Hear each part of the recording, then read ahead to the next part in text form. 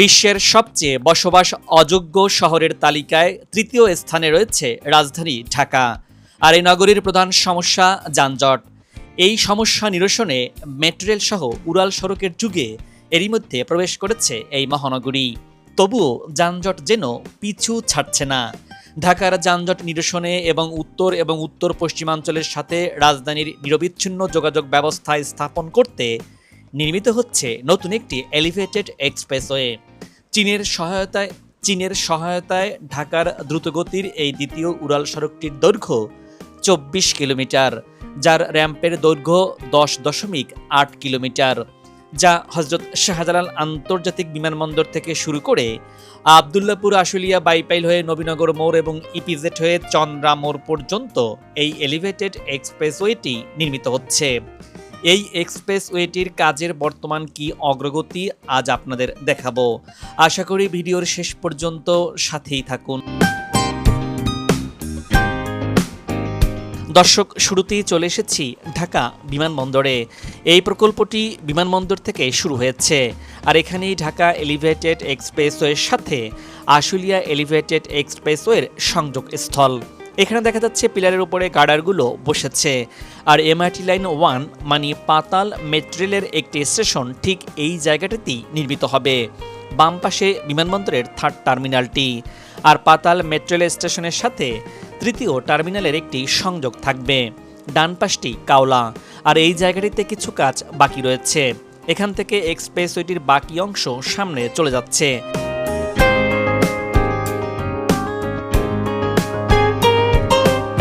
সামনেই বিমানবন্দর railway station. ডান পাশটি চলে গেছে আশকোনা হাজি ক্যাম্প, আর আশকোনার দিকে যাওয়ার সড়কের কার্পেটিংয়ের কাজ এগিয়ে চলছে। আর এখানেই তৈরি হচ্ছে আশকোনা থেকে বিমানবন্দর টার্মিনাল পর্যন্ত আন্ডারপাস, এটির কাজ এগিয়ে চলছে। আর এখান থেকে আশুলিয়া এলিভেটেড এক্সপ্রেসওয়ের পিলারের ওপরে গার্ডার বসানোর কাজ শুরু হয়েছে।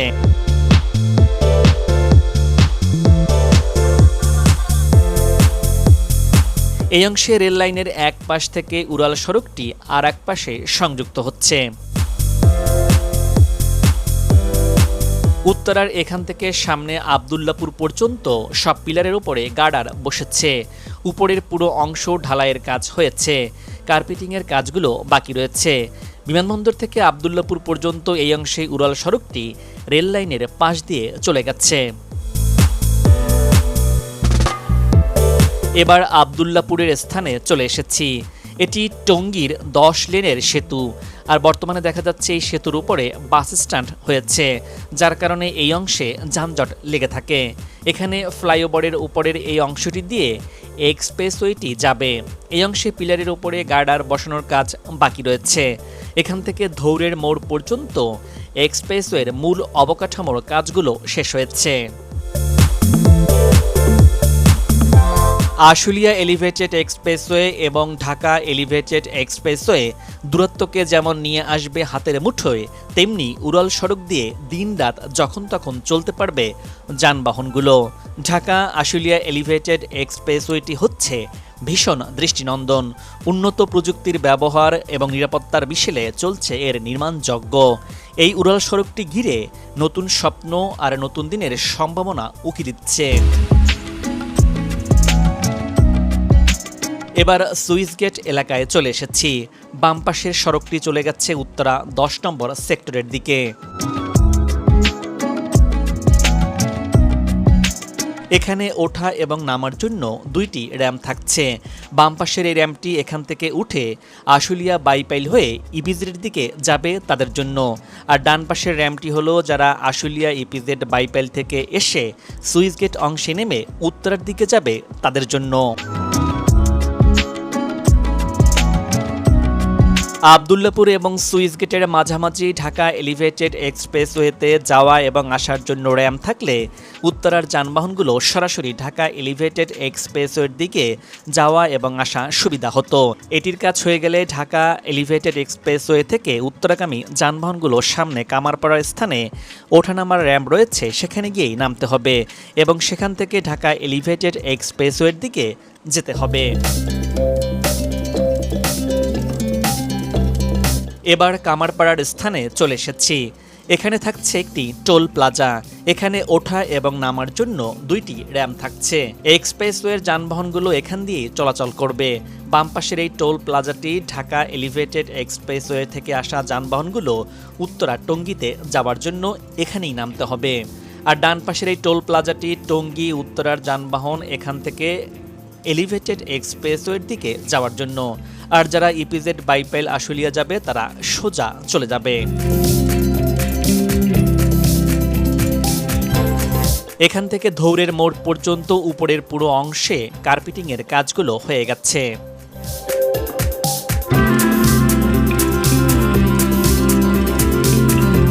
আশুলিয়া এলিভেটেড এক্সপ্রেসওয়ের দৈর্ঘ্য 24 কিলোমিটার আর ঢাকা এলিভেটেড এক্সপ্রেসওয়ের দৈর্ঘ্য 19 কিলোমিটার। এটি যখন ঢাকা এলিভেটেড এক্সপ্রেসওয়ের সঙ্গে যুক্ত হবে তখন এর দৈর্ঘ্য দাঁড়াবে 44 কিলোমিটার। তখন যানবাহনগুলো বিরতিহীনভাবে চলবে একটানা। সামনেই দেখা যাচ্ছে প্রত্যাশা সেতু। সেতুটি দেখা যাচ্ছে আগের মতোই রয়েছে। এখানে এক্সপ্রেসওয়ের উপরের অংশে সড়কের কাজ হয়েছে। এখানে নিচের সড়কের একটি পাশে 2 লেনের সড়কটির কাজ হয়ে গেছে। সেখান দিয়ে বর্তমানে যানবাহনগুলো চলাচল করছে। সব মিলিয়ে নিচের সড়কটি হবে 4 লেনের। উত্তরা টঙ্গীর যানবাহনগুলো ঢাকা এলিভেটেডে যাওয়ার জন্য আরও সামনে গিয়ে ইউটার্ন নিয়ে তারপর সড়কের অপর প্রান্তে আসতে হবে।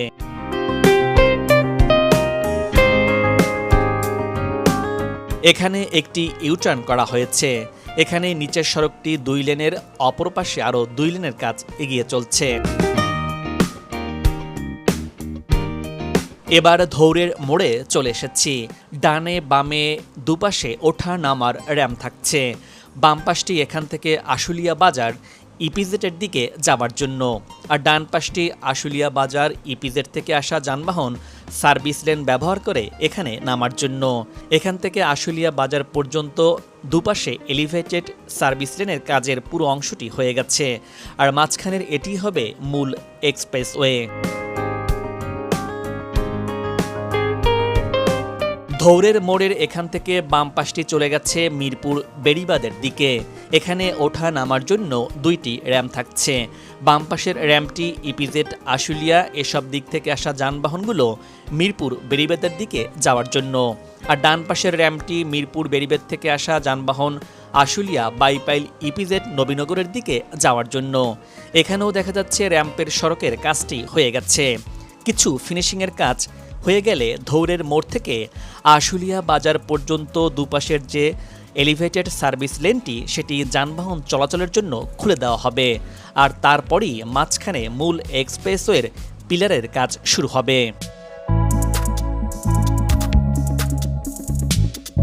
এই জায়গাটিতে হবে একটি ইউটার্ন, দুপাশে এটি ফুটপাত। এই ইউটার্নটি যারা বাইপাইলের দিক থেকে এক্সপ্রেসওয়ে ব্যবহার করে আশুলিয়া বাজারের দিকে যাবে এবং আশুলিয়া বাজার থেকে যারা এক্সপ্রেসওয়ে দিয়ে ইপিজেডের দিকে যাবে তাদের জন্য। এক্সপ্রেসওয়ের দুপাশের জায়গাটিতে এক এক সময় এক এক দৃশ্য ধারণ করে। এখন বর্ষাকাল চলছে, তাই দুপাশে পানি থই থই করছে। আবার শীতের সময় সবুজ শুকনো হয়ে থাকে। এটি যখন সম্পূর্ণ চালু হবে তখন এই পথের যাতায়াতকারীরা নয়নাবিরম দৃশ্য উপভোগ করতে পারবেন।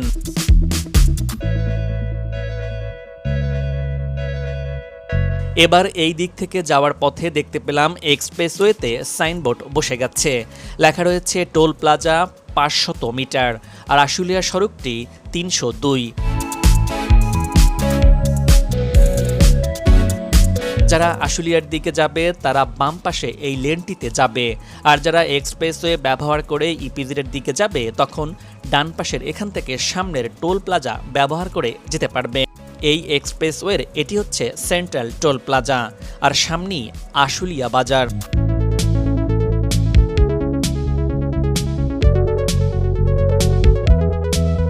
এই স্থানেও হবে একটি ইউটার্ন এলিভেটেড সার্ভিস লেনের এক প্রান্ত থেকে অপর প্রান্তে যাওয়ার জন্য।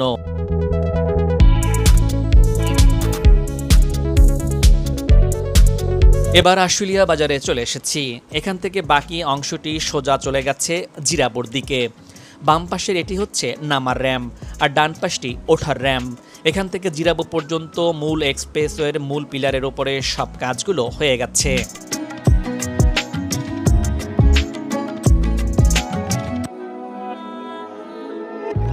এখানেই নিচের সড়কের কাজ হয়ে গেছে। এই জায়গাটিতে একটি গোল চত্বর করা হয়েছে যাতে করে যানবাহনগুলো ইউটার্ন নিতে পারে।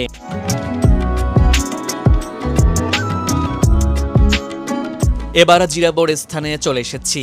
এখানে সড়কটির ডান পাশটি জাহাঙ্গীরনগর বিশ্ববিদ্যালয়ের দিকে চলে গেছে, আর সামনের এই জায়গাটিতে ওঠা এবং নামার জন্য র্যাম্প থাকছে। বাম পাশের এই র্যাম্পটি এখান থেকে উঠে ইপিজেডের দিকে যাওয়ার জন্য, আর ডান পাশটি ইপিজেড থেকে আসা যানবাহন এখানে নামার জন্য।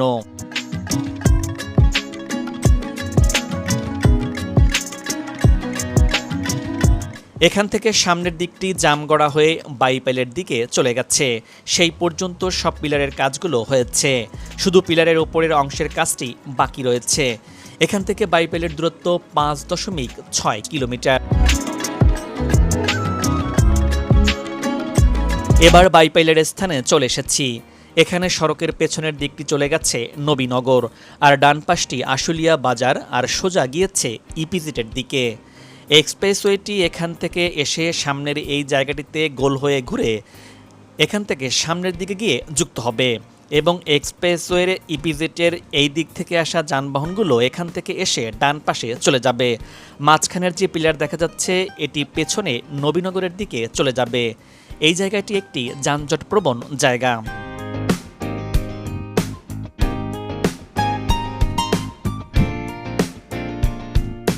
এখান থেকে বাম পাশটি চলে গেছে নবীনগর।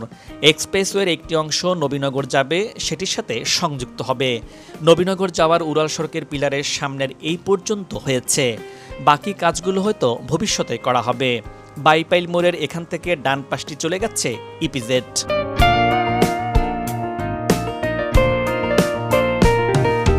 ঢাকা থেকে আসা যানবাহনগুলো বাম পাশের এই পিলারের উপর দিয়ে চলে যাবে, আর ডান পাশের এই অংশটি আশুলিয়া উত্তরা বিমানবন্দরের দিকে যাওয়ার জন্য, আর মাঝখানের এই অংশটি যাবে নবীনগরের দিকে। আর সামনে দেখা যাচ্ছে এক্সপ্রেসওয়ের ইপিজেড যেখানে গিয়ে শেষ হবে সেই পর্যন্ত পিলারের উপরে গার্ডারগুলোর কাজ এগিয়ে চলছে।